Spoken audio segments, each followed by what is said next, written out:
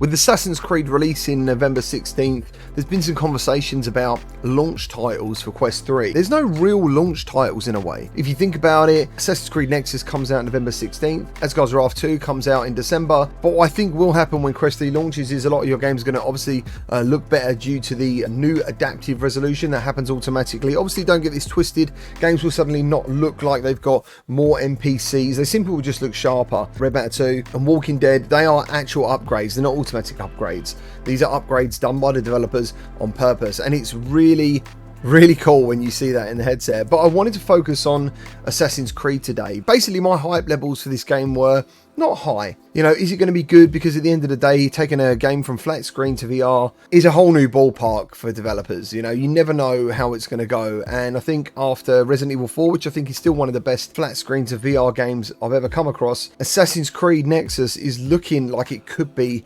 like that. Now, when I first went into the game, the first thing I wanted to do is jump. And you can't actually just jump. You can't press a button and just leap up. It kind of made me think, well, what the hell is going on? Why can't I just run and jump in this game? But then I was reminded that the game is very similar to the flat screen version of Assassin's Creed, where you hold a button and you just run and he will automatically jump. Now, part of me when I realized this was a little bit disheartened until the speed at which you can be leaping rooftops and in between like structures and bits of wood, and you still got to climb up to keep going. It's actually pretty incredible, and it felt really good. The speed at which you can traverse cities is pretty insane. Obviously, you still got the leap of faith where you'll see like certain bits of wood sticking out like the original game. You just hold your arms out and he will dive into the hay. Now, the other thing I wanted to talk about before I get into graphics was the NPC count of these levels. They look amazing.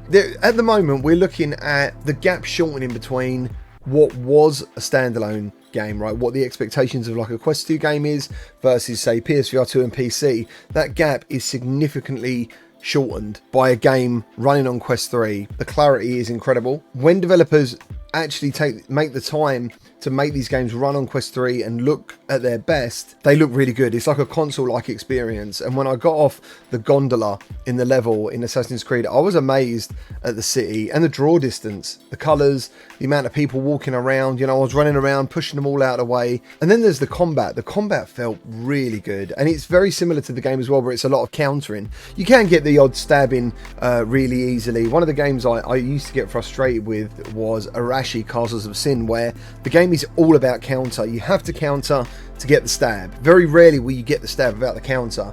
Now, in this game, it's like a nice mix of both. You know, you can get the lucky hits in, but also you can do the countering as well. And the blades from the wrists are here, and you actually have to physically do that to make them appear. The detail as well on the gauntlets on the character is awesome. Like, I'm just trying to say, this game has gone from meh, not that interested, to actually this could be a big seller for the headset. And looking at the views over on IGN, I believe it will be. I believe this could be a Quest 3 seller. And if I was you and I didn't have a Quest up to this point, I think when Assassin's Creed comes out, I think you'll be the same. I think you'll be thinking, actually, I really want to play this game. And even though I can only play one level, which I did play about 3 or 4 times, there looks like quite a lot of content. It looks like, I think from memory, at least over 10 or more chapters. You've also got a use of a crossbow, which is pretty cool. And overall, I came away extremely impressed. And as I said, this game went from like meh to right up there now with a game that I'm really excited to get. And I think even The Walking Dead, like currently the PSVR 2 version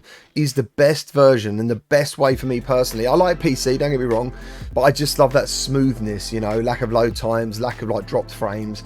PSVR 2 is the best version of Saints and Sinners to me. Looking at the side-by-side graphics, I can't help but get really excited again just to see it on mobile hardware. I think Meta are onto something really good with the Quest 3. I think finally we can actually kind of be proud of what games look like in standalone. There's no more of this Quest port. Like, this generation coming now is where the gap is shortened significantly. Let me know your thoughts down in the comments whether you're hyped for Assassin's Creed Nexus, and I'll see you all on the next video.